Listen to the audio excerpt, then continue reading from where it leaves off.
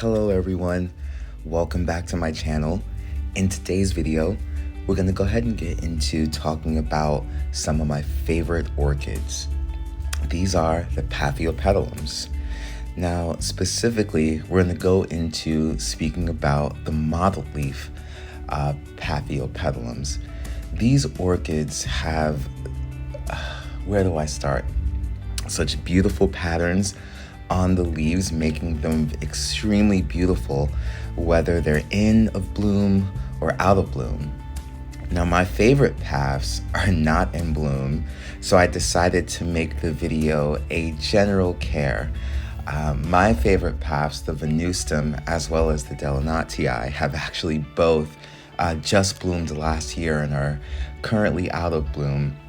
But I thought I have plenty of mottled orchids, specifically Paphiopedilums, and I might as well go ahead and group them together and kind of give you a view and look and some reasons why I find them to be my favorite orchids, and maybe why you should get some if you don't have any, or maybe pick up some more if you already have a few. Personally, I do recommend them as a beginner orchid more than the Phalaenopsis, mainly because the general care is right along with them. And one of the number one killers of orchids happens to be overwatering. But Paphiopedilums, especially if you pot them in a well-draining mix, will enjoy extra water. And they're very forgiving in instances of overwatering. Maybe not vice versa. So let's get into some of the reasons why I love these orchids, starting with the leaf patterns. There's so much variety in these modeling. And one of the fun things about the mottled leaf variety is that they're a low light orchid. Now, this does not mean that the plant needs super low light or needs to live in shade. It just means that if you keep it in the lower light, it will grow like a houseplant.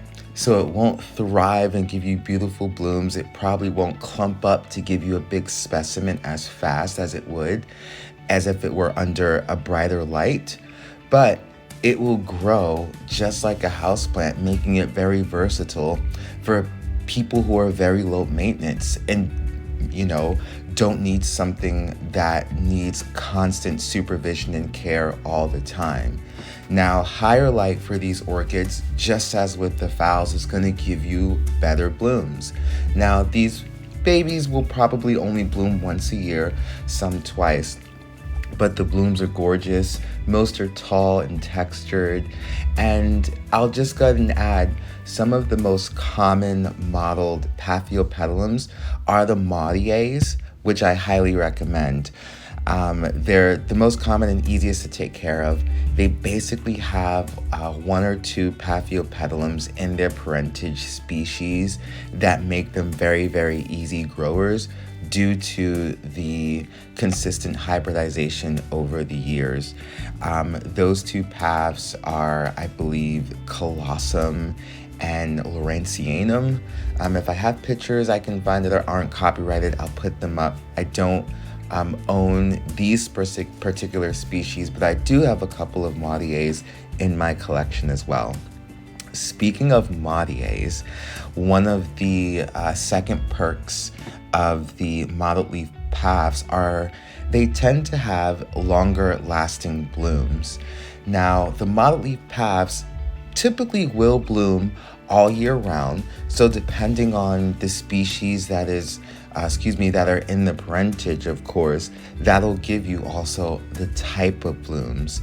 For example, my Ho Chi Minh, as beautiful as it is, and I've seen other comments on this as well, but the Ho Chi Minh's blooms are not long lasting.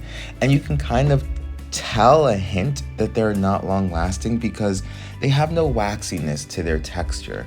Actually, the blooms are quite delicate. Now, on the contrary, you have the Shirley Edmondson. This lady blooms for 3 to 4 months at a time per bloom. And this year, she has 2 separate growths giving me 2 blooms at the same time. I really love it. I truly love it. And, there's so much variety The Delanatii, one of my favorites that I don't have in bloom now, is known to have a sweet raspberry fragrance. Now, many of the Paphiopedilums known to have fragrance won't have a strong fragrance, but it is a pretty cool trait, you must admit, for these orchids to have such a range of features. And lastly, in tandem with the blooms, I'm going to go ahead and just talk about the size.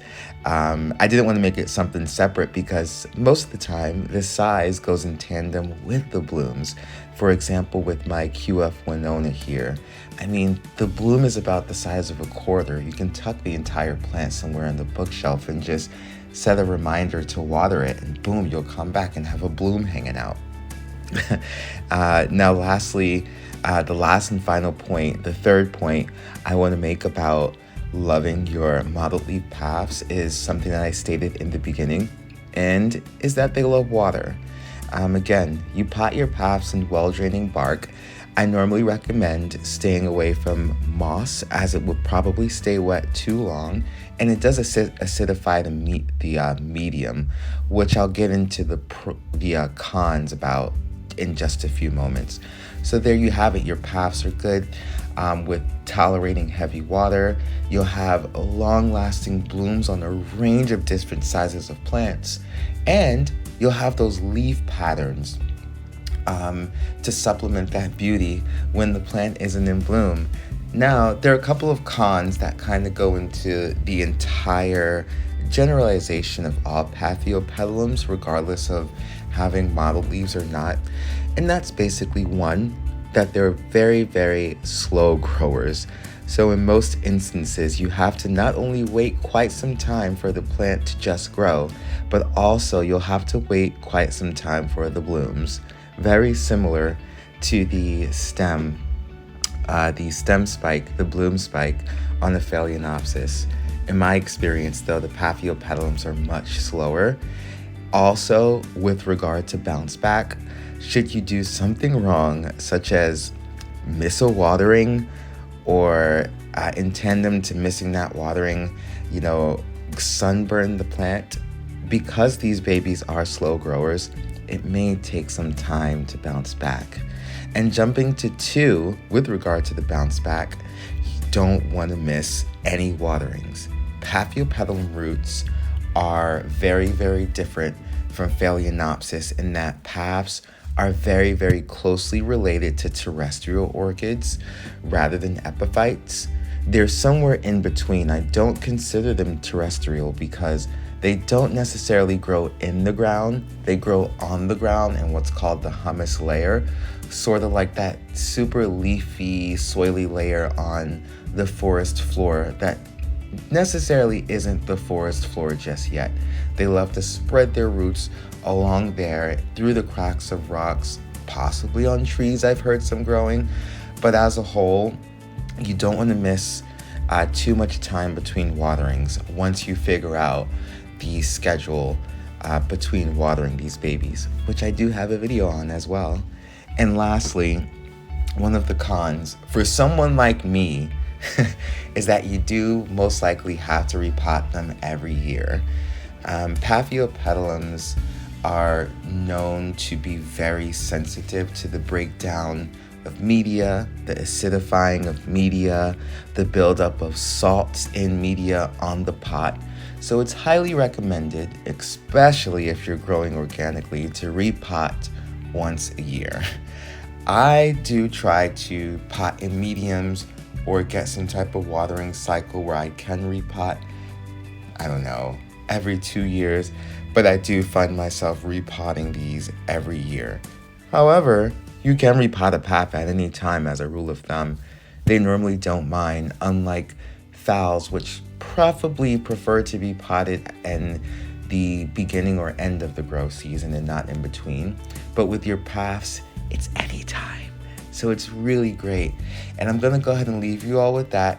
If you wanna check out some pictures of my mottled paphs, go ahead and follow me on my Instagram page, as well as my Facebook page. I do post heavily about my orchid journey and plenty of pictures now that I got some new equipment for my birthday. So I'll see you all in the next video. Have a wonderful day.